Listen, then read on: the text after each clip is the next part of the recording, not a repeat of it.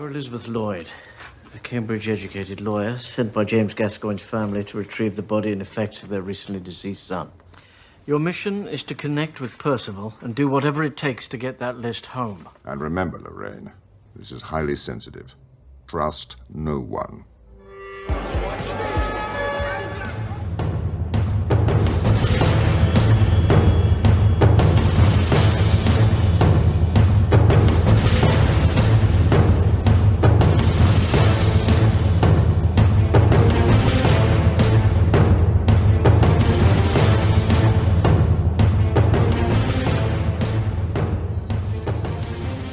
Hey, Adrenalheads, welcome back to the show. I'm Mark.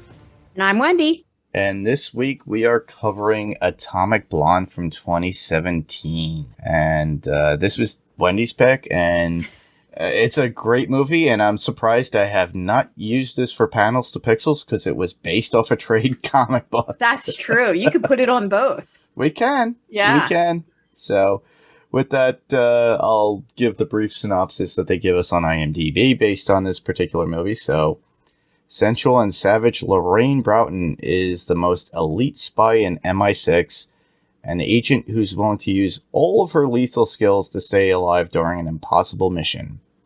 With the Berlin Wall about to fall, she travels into the heart of the city to retrieve a priceless dossier and take down a ruthless espionage ring.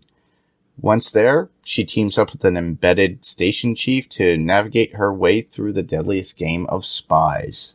Very brief, very subtle, doesn't really give too much away, and I really do enjoy that. Yes. I love this movie. I'm so glad you picked it. I mean, I asked you to do it, but yeah. So glad you let me do it. No problem. Yeah, it's one of those that I forgot was based on a trade paperback, which is pretty cool. And you would not think based upon everything that was going on within the movie, too, because it's so adult-themed. Yep. Yeah. And obviously, Charlize Theron was very much the producer in this movie. She was advocating for a lot of it. You'll probably have more information with that we'll go into later. But we're just going to talk about the people we know within the film, and I'm just doing brief versions, and we're only giving a few people that we would commonly know in movies. So first off would be Charlize Theron herself, and you may have seen her in movies like Children of the Corn, Urban Harvest. And Never seen that. It was her first film in 1995, and one that I love because I'm a huge kaiju fan. Mighty Joe Young from 1998, and that was a Disney movie. After that, Reindeer Games in 2000. That was with Ben Affleck and I liked that Gary one. Sinise, and that was a really good movie. Very different, very strange. Monster, which she got an Academy Award for, playing a serial killer. Yep. Female serial killer, and she actually changed her body for that, and she does that in a lot of films. I think she actually did that for Atomic Blonde as well. So, very creative, very good. The next one up, The Italian Job, which I love, too, as well, with Edward Norton, Mark Wahlberg, and a slew of others, Seth Green, a whole bunch of people that I love, from 2003. Another one, Mad Max Fury Road, from 2015, and she plays Furiosa in that, and I really enjoyed that film. Ben would state that it's not a Mad Max movie. It could have been just Fury Road, and I do agree with that, because, you know, it's not a Mad Max film, in my opinion, unless it's got Mel Gibson in it. Well, she stole the show in that and they're going to be doing a Furiosa movie, too, which is really cool. So we got Anya Taylor-Joy that's going to be playing Furiosa, too. So I look forward to that. She also did Prometheus, and didn't she do Cider House Rules? Yes, she did. Cider House Rules. I really liked her in that. That was an early film for her. And she did Snow White and the Huntsman, and she played the Wicked Queen, and she was amazing. Yes. Yeah. And The Astronaut's Wife with Johnny Depp. Oh, yes. I haven't thought about that in forever. Yeah, I just pulled that out of my pocket. Movie. Yeah. All right, next one up. James McAvoy, who played in Band of Brothers. I recently rewatched that. Yep. Wanted, 2008. The X-Men series as Professor X. And he was amazing in that. I love him in that. He also played Splinter, the M. Night Shyamalan movie. Was that yes, he did. Splinter, I think it was. Yes, called. It was. He was really good in that. He's been in Filth. If you ever seen Filth, I've seen it. That's I haven't seen it in a long time. Crazy movie that he's worth it. Yeah, he's a very different actor, and I like everything that he does because he's very creative. Because if you look at Band of Brothers, he only played one character in that, and he was only there for like maybe 3 episodes for that season. Yeah. And then Wanted was his big outcoming where he was able to do something. An early movie he did was Wimbledon. Yes. With Kirsten Dunst and who is the actor? He plays Vision. I can't remember his name, the actor, but I love him.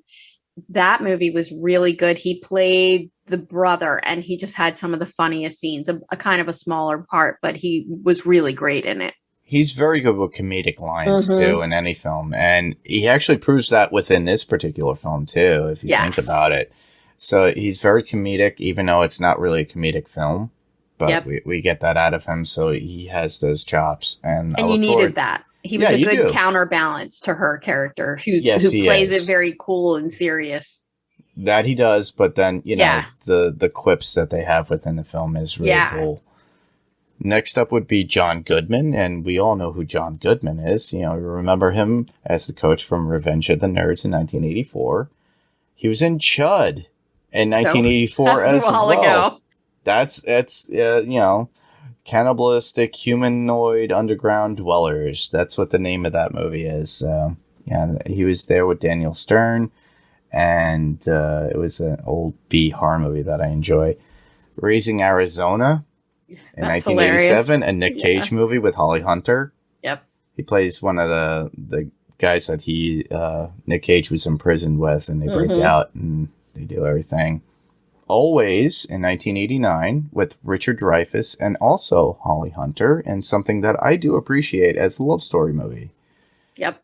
They were pilots, and they put out fires. Yeah, I saw that. Yeah, pretty cool. Blues Brothers 2000 in 1998, and that was him trying to cover up for John Belushi. Yeah. Pretty much, but you got James Belushi in there too, so that you had 4 people in it, and I think Macaulay Culkin was in there as well. Wow. Yeah. Oh Brother, Where Art Thou in 2000. That was a pretty good movie. I like that. It's got George Clooney in it. Monsters, Inc. Who doesn't love Sully in 2001? Right. And now you could hear John Goodman's voice on Disney Plus. That's really cool. And they're doing the new Monsters, Inc. kind of show on Disney Plus, so check that out, all you panelers or Adrenalheads out there. Red State, which is a Kevin Smith movie, which I love. And he plays the typical sheriff or cop in that in 2011. And very intense movie for Kevin Smith, so it's not a comedy. It's very intense and pretty much a commentary. And Kevin Smith got some flack on this, but John Goodman was really good within the film. Haven't seen that. Yeah, I highly recommend it. And, of course, his role as Dan Connor on Roseanne throughout the 80s and early 90s, and then into the Connors in the millennium. So, we got that. He also played in a movie with Kevin Bacon called Death Sentence. Yes. And it was really dark, but his role was really good. He played a bad guy in that. He was pretty good. He does play bad guys very well. What was it? I forget the name. Cloverfield Place. Yes. Yeah, 10 Cloverfield 10 Lane. Cloverfield Lane. Yep. There you go. Okay. Yeah. You would think I would remember that because he was good in that too. Yeah. He was really good. But he had a lot of weight on at that time. He's lost a lot of weight since then too, by the way. So he looks very good. He looks pretty good. Yeah. He's doing all those Lotto style commercials now that you see that you buy a scratch off. Yeah. All right. Next up. Toby Jones of Finding Neverland, The Mist, there's one. Yes. Your Highness, Captain America, The First Avenger, and the upcoming show What If? Yep. And on the Disney Plus series, he reprises his role as Dr. Armin Zola from Captain America. Yep. Yeah, we all remember him. Yep. He always plays these kind of Weasley kind of things, but he was pretty good in Doctor Who as well. So if you are Doctor Who fans out there, I'm sure you're all happy to see his face and his voice. Next up would be Sofia Boutella, and you could find her in The Kingsman in 2014, The Mummy 2017, and Star Trek Beyond in 2016. She was great in this. Yes. Bill Skarsgård played Allegiant in 2016, It in 2017. I don't know if I'll be able to see him as anything else. And Deadpool 2 in 2018. Yeah, it was a character part that he did in Deadpool 2. It was the X Factor group, and he was part of that, and he dies. So, sorry, spoilers. He dies. That's okay. But it's funny. But he's a Skarsgård, so you gotta love him. All right, well, with that, we'll just move right along into our general thoughts of the movie. So, Wendy, what do you got? Well, I received my undergrad degree in political science, and I graduated in December of 1989. I was really interested in international politics. And in 1989, the Soviet Union just kind of blew up from the inside out. And the culmination of that was the fall of the Berlin Wall that happened in November 1989 while I was a senior getting ready to graduate. Atomic Blonde takes place in the days surrounding those events. And so this movie was really just endlessly fascinating to me. It's an adaptation of the graphic novel, The Coldest City. And when I read up on this, it said that Charlize Theron actually came across this graphic novel before it was even published, and she became obsessed with making a movie out of this. And I have not read the graphic novel, but I have read that it's very different from the movie. And I think the novel is much more stoic and serious. And the movie is certainly more action and more stylized. And I think that plays really well. I just think it's really fascinating that Charlize plays kind of a triple agent spy. No spoilers. Right. She's posing as an MI6 agent, but the KGB thinks that she's in their pocket. Yeah. And all the while she's actually working for the CIA. Yes, at the very end, we do find that out. Yeah, I just thought that was really fascinating and really cool. I just love this movie. A very interesting movie nonetheless, and I'm so glad that you picked it. And the fact that I forgot that it was based on a trade. Yeah. The fact that Charlize actually wanted to do this before it was put into trade, that means it was in comic form, meaning that she was reading comics. So how cool is that? Yeah. He probably has those comics boarded and bagged somewhere. She's got a lot of foresight. Like, she's a creator. I'm really anxious. Like, I wait to see what she comes up with next. So if you panelers or Adrenalheads are really into it, go out, if you can find the trade. I'm pretty sure you could find it online through Comixology online, and you could get through that your iPad or Google style tablet that's out there, or an Android tablet, or even your phone. But I don't like to read comics on my phone. I usually do it on my iPad. But you could probably find it and get it through Comixology, and then do that. The book, like as Wendy had stated, is going to be a little bit different than the movie itself, but that's how these movies are adapted from. They were basically just to give us more action, more feel, but I believe the drama and everything else is pretty much very similar and the same. The espionage that's involved within the comic. So that's what's really cool about this particular movie, and that's what really captivated me. And when you brought this up, I'm like, I remember watching it, and I think I only watched it twice before, and I've had it, but I just never really went back to it. And then when she brought it up, I'm like, I have to watch this a couple of times because this is all over the place, and it is. Yeah. But all right, so with that, we're just gonna move right into our favorite scenes or favorite thoughts of the movie itself. So do you have favorite scene or thought? I think my favorite scene in the entire movie is the one that starts with Lorraine attempting to get Spyglass and his family across the border. The tension's really thick. They use the East German rebels. They all pull up black umbrellas so no one can see them as they're marching down the street with the protesters. I thought that was just really cool. Everything looks really cool in this movie. Yeah, the way they filmed it. And it just leads to this amazing fight scene, probably one of the most badass fight scenes ever. Charlize is spectacular. I love seeing women in these badass fight scenes. Having the scene on a set of what looks like concrete or marble stairs is really genius. It had to be really hard to film. And finally, a very wounded Spyglass. You also see this older gentleman who's obviously being protected, but he's also fighting for his life. I just watched the scene before earlier this evening, and I can't imagine all that went into making the scene. The action and the tension continues. It feels like one long continuous shot. They steal a police officer's car, and then the scene immediately turns into this amazing car chase. Some of the visuals in that are amazing, where she's like revving it going backwards and you're seeing all the cars just kind of going around them. Made all the better by the realistic backdrop of the East Germans protesting in the background.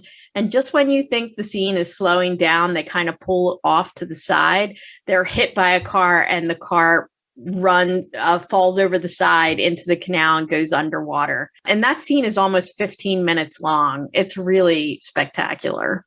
Oh, yeah. I completely agree with that. That, to me, is an amazing scene. And I just love the idea.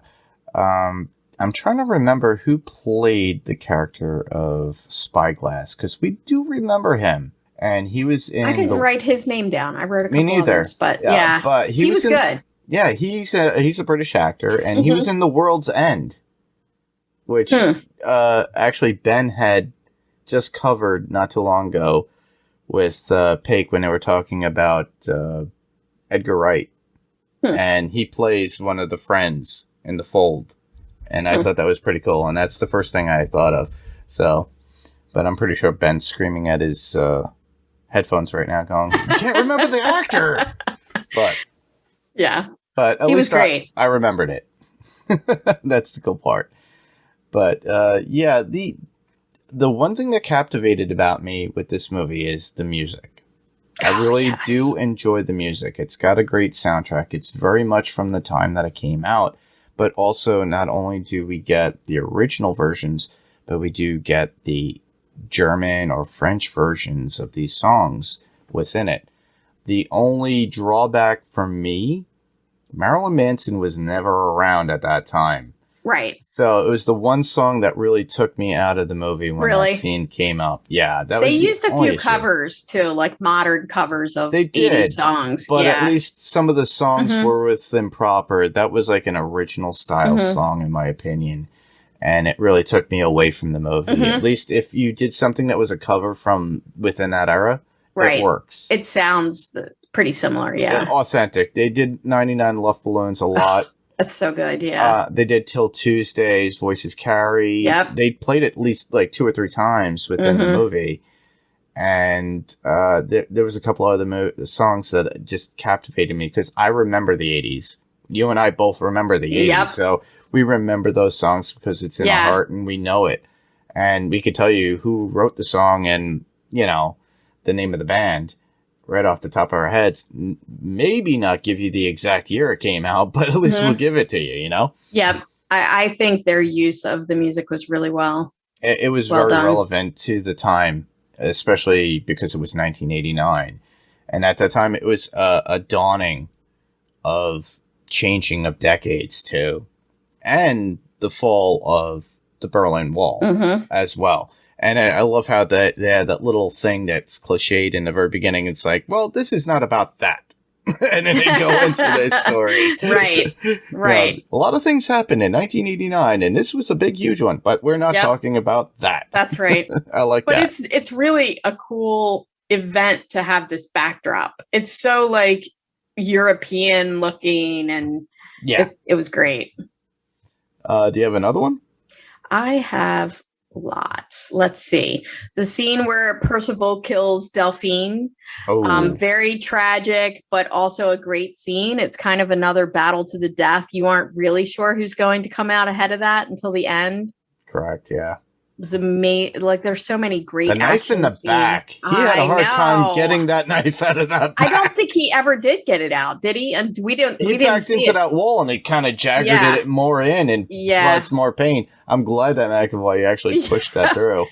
Yeah, I think he walked out with it still in him. Yeah, I think so too. The scene where David Percival breaks into Lorraine's room in the beginning of the movie and Lorraine attacks him. He's smoking a cigarette and he never takes the cigarette out of his mouth the whole time. She's like strangling him. He's still smoking. Yep.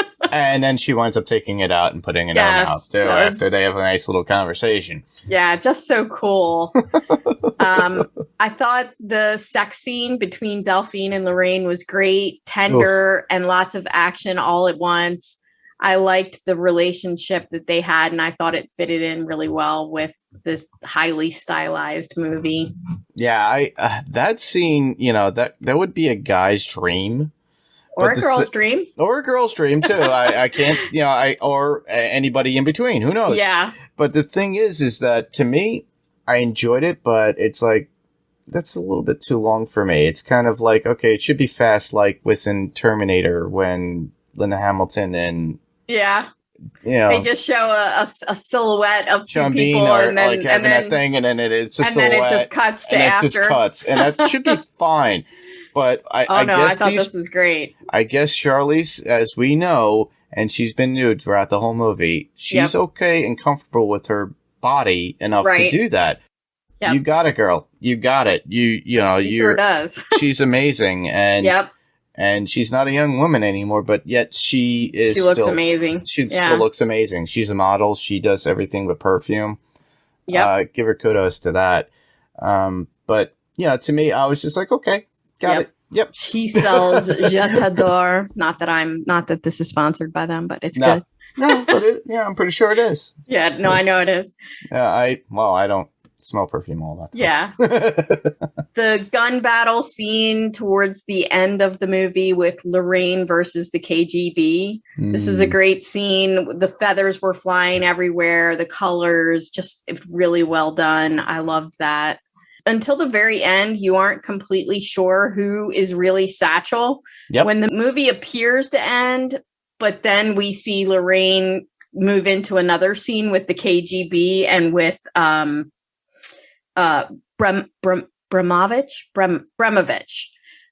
You start to think, well, maybe we've had it all wrong and Lorraine actually is Satchel. I really like that you didn't know it till the end. I thought that was really cool. And this isn't really a scene, but I just, when I looked online, I saw that it got some criticism online and a lot of people thought it was confusing. And I thought about that. There are a lot of twists and turns and it really keeps you guessing.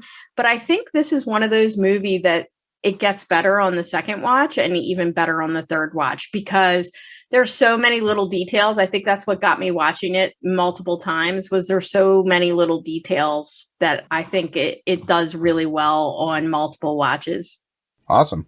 That's it for me. That's it for you? That's it? Yep. Well, the first scene that we do get to see her in is that ice bath scene in the very beginning. And it always gave me chills. Yeah. And the reason why is you could see the woman is in pain.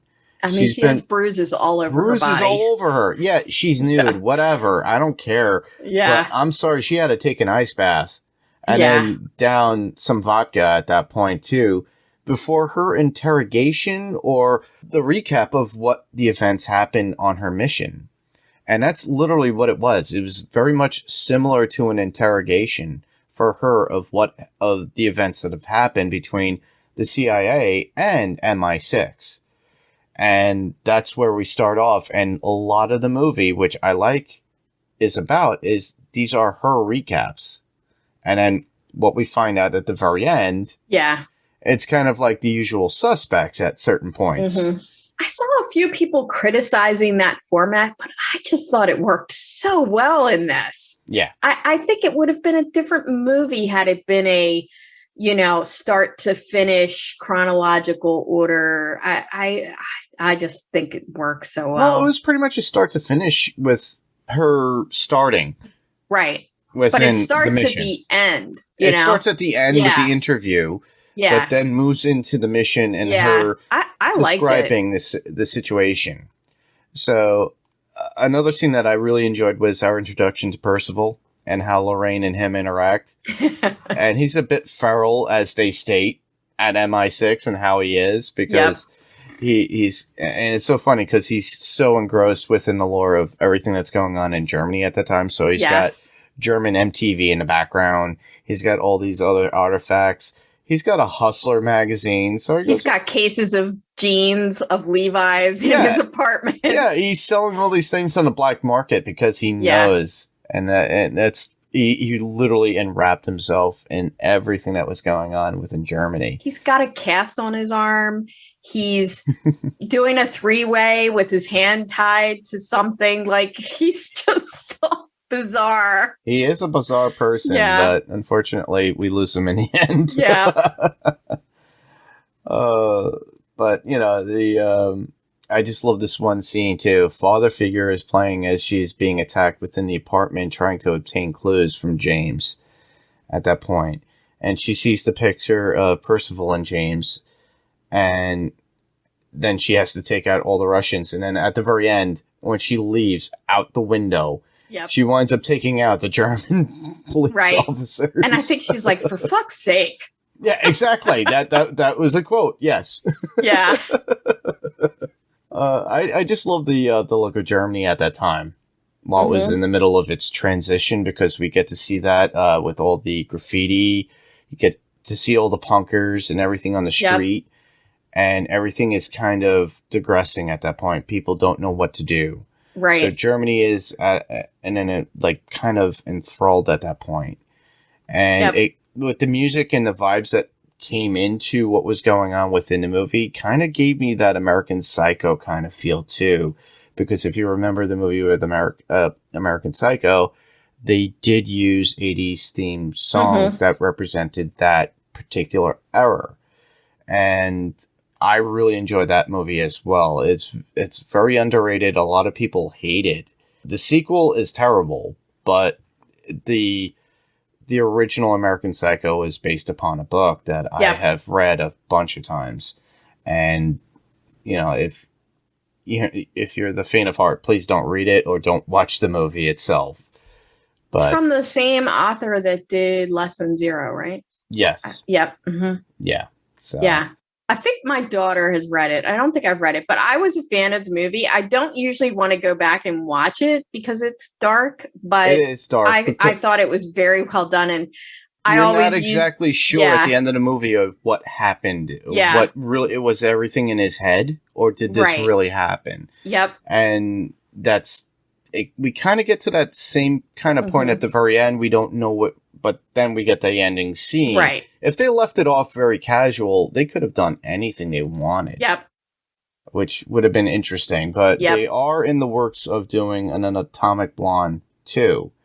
And it's in production, and they plan on, I think they settled with Netflix to do it as a Netflix movie. Yeah, I think the pandemic had something to do with that, because it was hard. Yeah. Yeah. Yep. But I will still be there. Yeah, I'm sure. And if it's being played too on Netflix, I'll be watching it as well.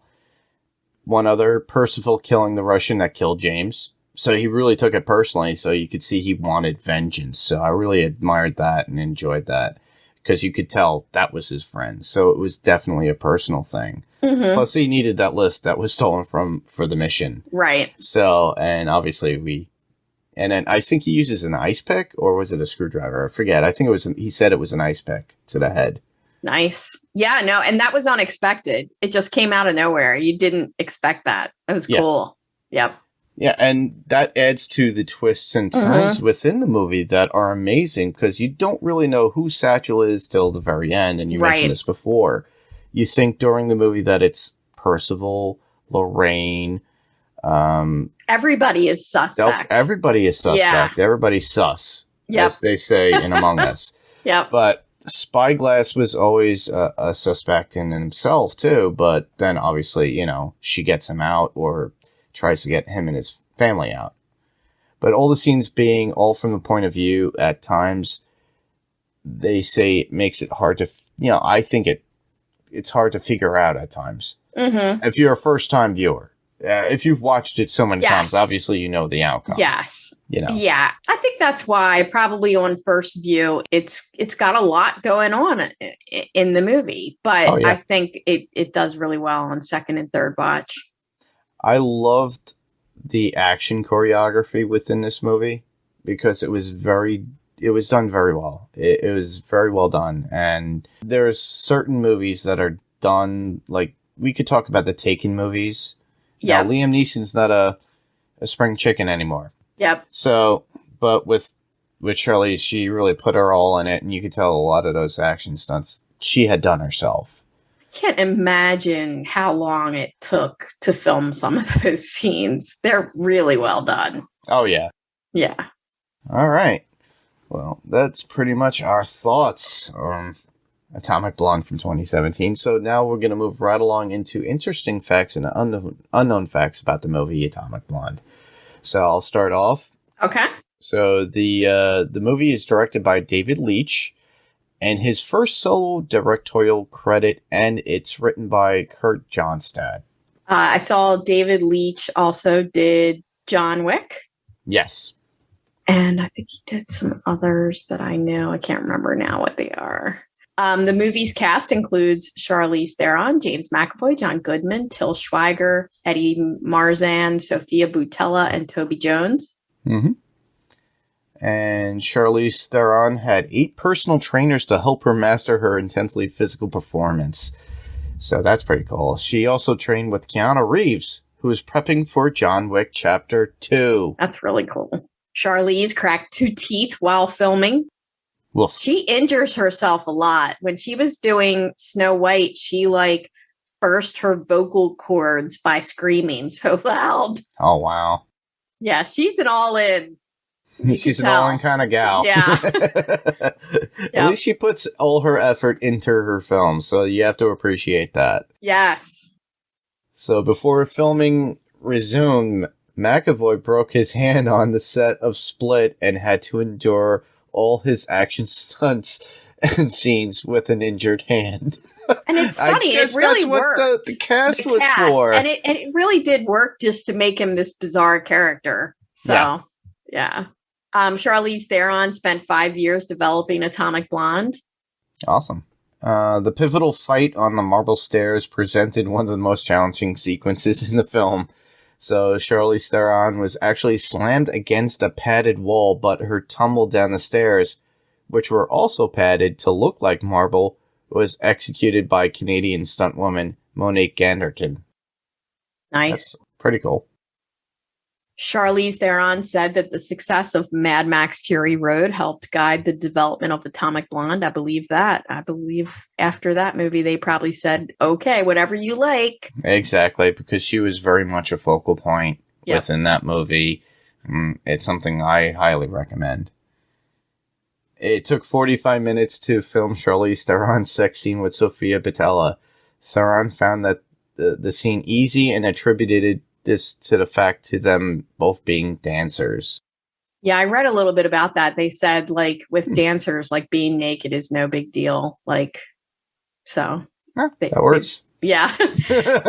Carl F. Butcher's watch is featured prominently in the movie. The director, David Leitch, is a brand ambassador for the watch company. The watch brand is also worn by the title character in John Wick, a movie that was co-directed by Leitch. Yes, and we covered John Wick and John Wick Chapter 2 already.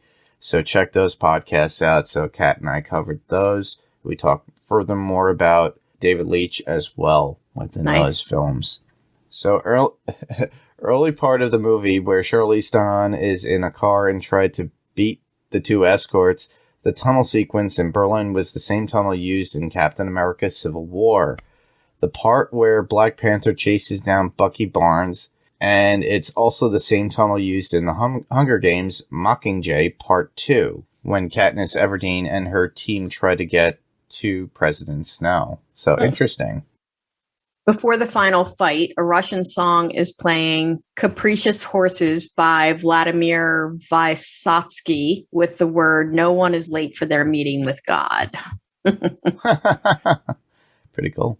When a credit score begins, the words "password" is displayed and "the coldest city" is entered. The movie was previously called The Coldest City. Nice. So, yeah, I think that had to do with the trade paperback as well. The Wilhelm scream, a stock sound effect, is used during the apartment fight as Lorraine is jumping out of the window. I heard that. I don't think I did. I did. I as soon as I heard it, and I thought of Ben right away. So in both Atomic Blonde and Tinker Tailor Soldier Spy, Toby Jones plays a senior British intelligence officer in the Cold War, and most of his screen time is spent seated at a table in a soundproof briefing room. Yeah. And that's Toby Jones that we all know. He's kind of... Yeah. Yeah. It was originally hoped that David Bowie would play a part in the movie, although he turned down the offer shortly before his death. Aw. Yeah. Would have been nice to see him. Oh, yeah. The entire movie is shot on locations throughout Europe. Atomic Blonde is the second movie to feature Till Schweiger and play the song Cat People by David Bowie. The first was Inglourious Bastards. Both movies play cat people while a woman looks in the mirror and applies makeup. Both movies are about fictional military plots circling around actual historical events. I think that's what I think of when I hear that song. I think of both of those movies. That the scene in Inglourious Bastards where it's used is excellent as well. And it's funny, too, because Till Schweiger is always represented in films as playing Germans, if you think about it, too. Mm-hmm.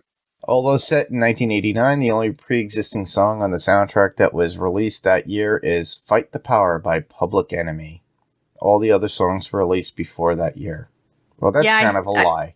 Yeah. They used some covers and stuff. They used covers. But I think they said, like, the early 80s was more of the sound they were looking for, as opposed to it.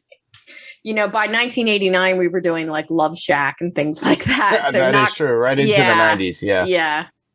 Atomic Blonde is Sophia Boutella's second time in a spy movie. Her first time was in Kingsman: The Secret Service. Yes. Broughton is shown upon arriving in Berlin with her rolling luggage. Though very rare at the time, rolling luggage is not an anachronistic here as it was invented in the 1970s. Yeah. One thing Anachronist. Anachronistic? Oh, okay. Anachronistic. Okay. One thing I wanted to bring up is I went down a rabbit hole, not recently, but like a year ago about this movie. And I stumbled onto this website, and there's several articles about it as well, about the costumes in this movie. They're so authentically done. Like, a lot of it isn't vintage things, but it's based on things that really existed back then. And I think they did such a really good job. I don't know if anybody's interested in costumes, but I really like that kind of stuff. And if you look up, there's multiple articles about the costumes and the apparel used in the movie. And I remember that was one of them. They said they really tried to make her look like she was styled a bit above for the day, but still authentic to the time period. And I think it looks pays super tribute cool. to it. Yeah, it works within the era that it's in. I really do appreciate that. That's really cool. Next up, Eddie Marzan previously worked with Charlize Theron in Hancock, as well as Snow White and the Huntsman. Hancock is one I didn't think about. Yeah. She's great in that too. Yeah, she plays a superhero. Yep.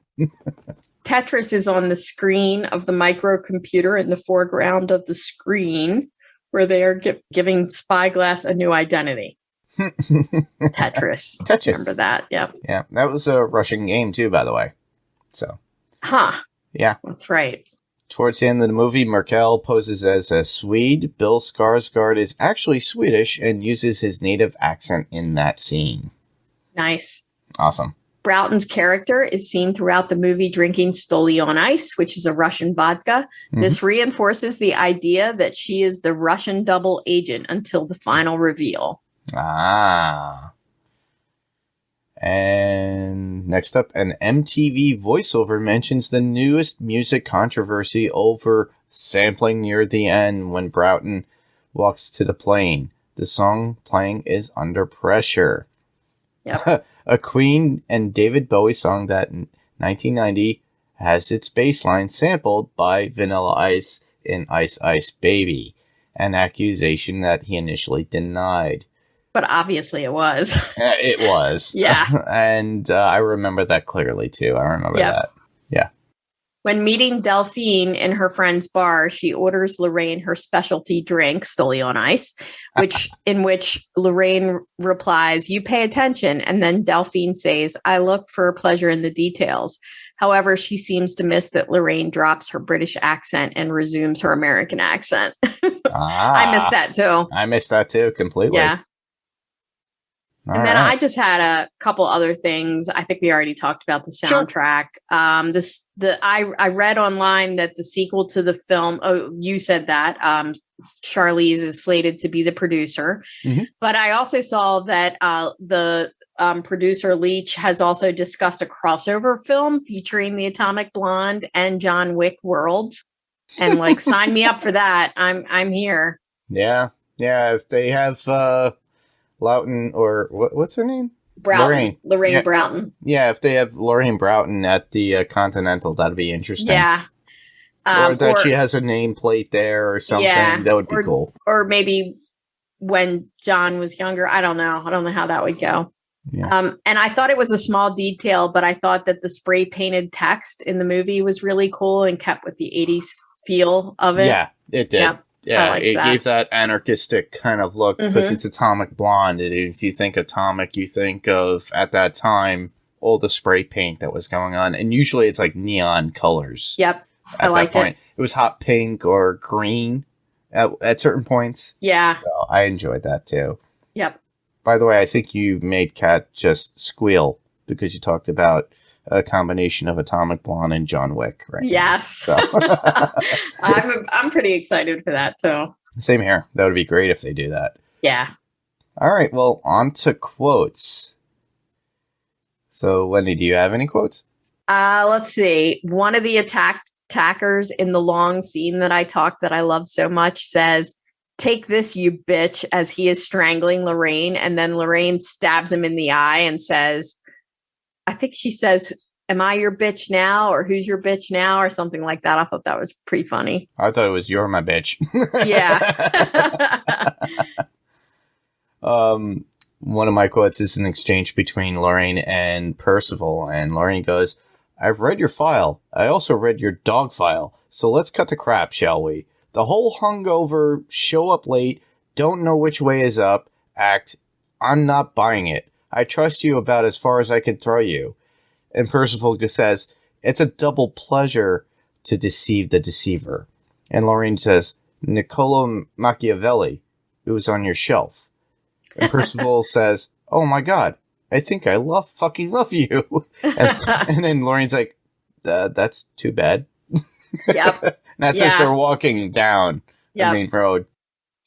Yeah, I liked that quote as well. That was really good. A little funny one I thought was Lorraine and Spyglass that make their way out of the building and they're confronted by a police officer. Lorraine threatens the police officer in German and takes his car. Yep. And once in the car, Spyglass says to Lorraine, "You need to work on your German." I thought that was funny. Yeah. That's cool. Another one from Lorraine, as per usual. "You got some balls breaking in here." And David Percival says, "You should see my balls. Then you'd really be impressed." Yeah, I remember that one too. He is just chock full of quotes. Yes, he is. He's great. I like he says, "You can't unfuck what's been fucked." Yep. Yeah, and then he says, "Truth and lies, people like us don't know the difference."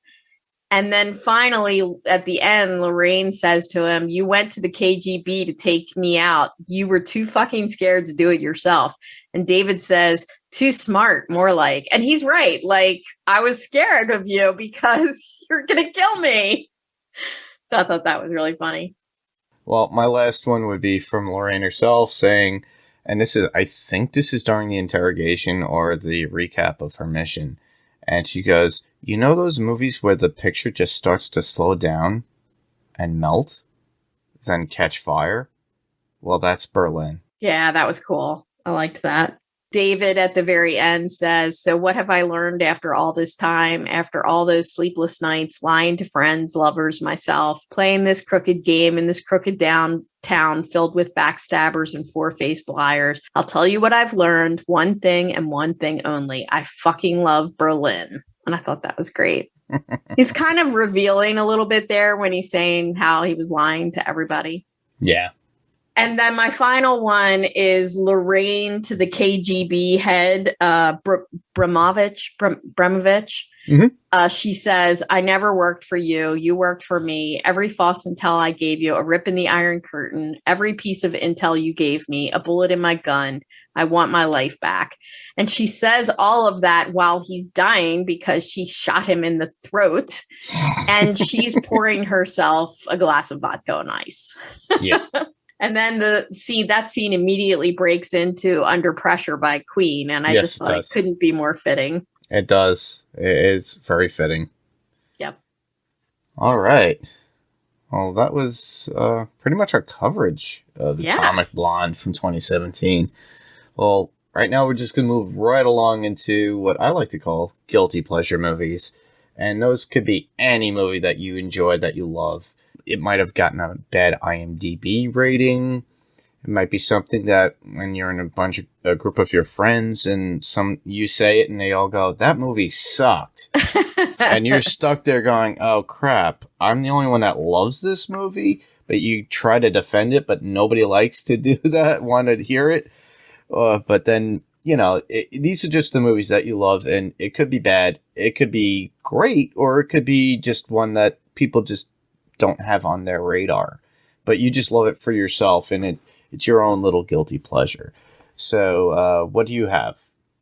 Well, Daphne and Paik recently covered Lake Placid on Run for Your Lives podcast, and I had forgotten how much I liked that movie. It's an action movie about a giant crocodile living in a freshwater lake in Maine. And when I say giant, I mean, like 10 times bigger than any other crocodile has ever been. Yeah. But it's really a campy comedy as well. And I just forgot how much I like that. It's really cute. Yeah, I listened to that podcast on the Pirate Core Entertainment Network too. And I love their coverage on it. And actually, it's pretty funny. As they released it that week, I actually had a message out to Meredith Salinger because she brought up a practical effect.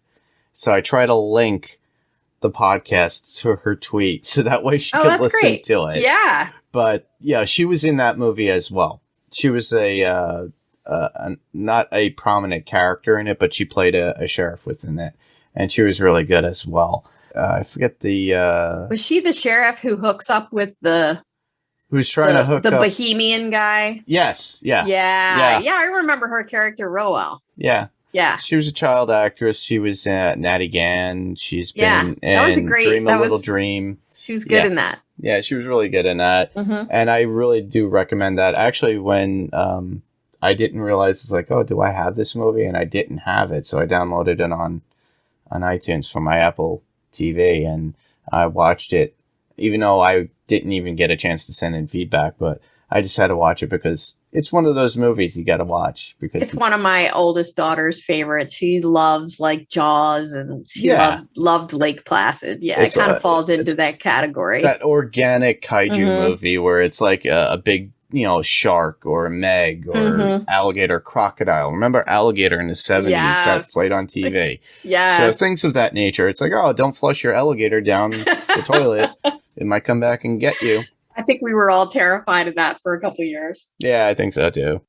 All right, well, mine, that would be Cutthroat Island from 2005, and that's with Gina Davis and Matthew Modine. So it's not one that's heralded and highly at all. It doesn't really have a great score on Rotten Tomatoes or on IMDb at that, but I do enjoy it for the fact, come on, pirates. Gina Davis. It's got action. Yeah. And Gina Davis is kicking ass in it, too. Yeah, she's great. So I remember that. I haven't seen it in a long time, but I liked it. I liked it, too. And I like to go back to that every once in a while for the fact it's like, come on.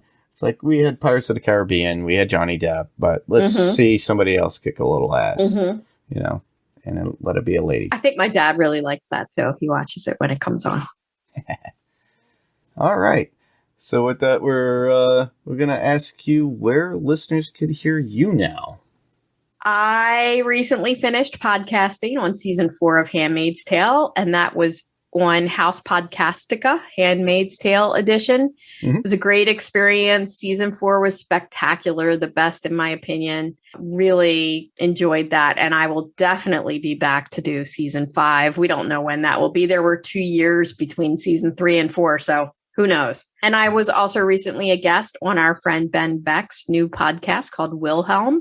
And we discussed all mafia and gangster movies. That was a lot of fun. That's on next on my queue, and I have to sit in the car and listen to that as I'm on my way to and from work. We talked about another guilty pleasure movie that I kind of had forgotten about completely until I did that podcast. And that was Married to the Mob, also with Matthew Modine.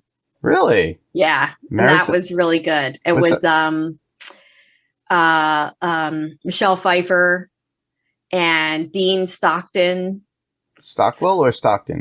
Stockwell, yeah. Okay. It was hilarious, yeah. Yeah, and kind of those humor movies that I like about the mob, like Johnny Dangerously. I really enjoyed those films, too, as a kid.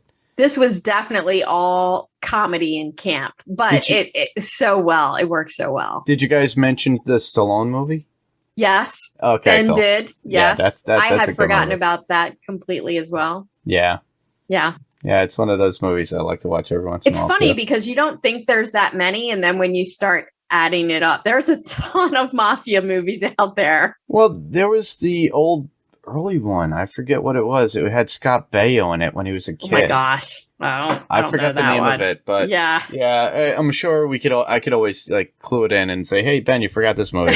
Yeah, we have quite a few honorable mentions. Yeah, but there's only so many that you can mention, and I understand that completely. And as long as you got the ones that you both love that are out there, and then it clues people in, you know, just like what I like to do with guilty pleasure movies. You know, honorable mentions is very similar, but a lot of people are not privy to that information. Yep. And a lot of things are getting lost because you can't stream everything. So you got to go search for it. So it's pretty cool. That's why I do these guilty pleasure things. I think that's why Ben does his honorable mentions, because he wants to be enlightened with a lot more content that's out there that's available. I came out of that with like 4 movies I need to watch that I've never seen. Yeah. So now you got to go hunt them down. Yep. All right. Well, with me, you could hear me on Panels to Pixels, and that could be found on the Next Level Network, which Ben is on as well with Wilhelm and a select few. Well, he does this Celebrity Spotlight, Wilhelm, and you could actually check out a bunch of the other podcasts that we have on the network as well. So I highly recommend that. So I do Panels to Pixels. That's anything comic book adapted to TV, film, or anime or cartoon. And I do that with my co-host Steve Brown. And we finished up Loki. We covered Black Widow. And we're moving right into What If, and on Disney Plus. So check that out if you can. And that is Panels to Pixels podcast, and that's on the Next Level Network. So check that out if you can. And for those of you that would like to submit any kind of feedback, you could just submit your theories or feedback to our Facebook group, which would be facebook.com/AdrenalineCinemaPodcast. And with that, if you don't want to send anything there, you could also send us an email. And you can just email us at AdrenalineCinemaPodcast@gmail.com. And what I like to tell everybody, because you're listening to us on a podcast player of choice right now, we could be heard on Apple Podcasts, Spotify, Pandora, TuneIn, Deezer, or there's a multiple. I think we're on like at least a good 30 of them right now. Wow. So word of mouth is very important. So if you could tell a friend or just mention it to them, tell 1 or 2 people, that would be great. And if there's any rating or review within those platforms, if you guys could actually do that, that would be awesome as well. And to clue you into what's going on with the future of Pyrocore Entertainment and that family, Well, we are looking for content creators. So if you or a friend are a content creator, whether it be podcasting, video content, or if you're just an artist that has an Instagram, Twitter, anything, or you have your own website that you would like to exploit and get people to click onto, we at Pyrocore Entertainment just want to encourage everybody to send some sort of content that they're doing and submit it to us at pyrocoreentertainment@gmail.com. We'll take it into consideration and we'll get back to you. And then, if you want to be part of this family, we would love for you to be on it. The only thing that is required to be on it, honestly, all it is just recommending all the other content that you appreciate within the actual Pyrocore Entertainment network. And that's it. There's no money. There's no payment required. It's just us becoming bunch of content creators coming together and supporting one another. And that's really what benefits us. So that's great. Yeah. So with that, I just want to thank all of y'all listening right now. And I want to thank Wendy for being on. Anytime.